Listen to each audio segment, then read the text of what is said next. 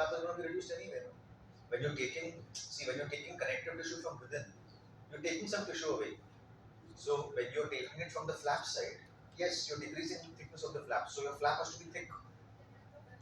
Exactly. Depth of incision has to be more. Absolutely. Okay, so I'm just cleaning off the exposed root surfaces here.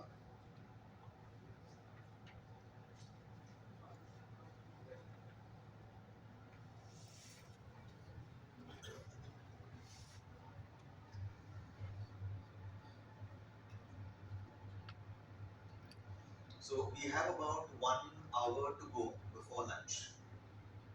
Is that right? Yeah. So after lunch, we are going to start the hands-on, and we're going to be discussing a little bit about hard tissue bone grafting also at that time.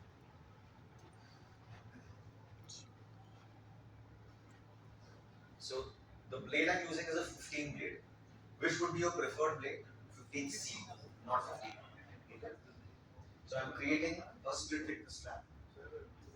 Whenever you shoot a video like this, it takes 2 to 3 times more time, okay, to shoot.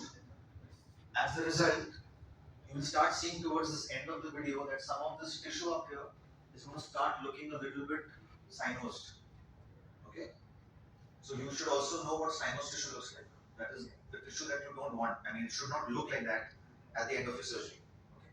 So the lessons to learn from this are many, including what not to do, which is why I'm showing you this video intentionally. So now I'm going to the palette, taking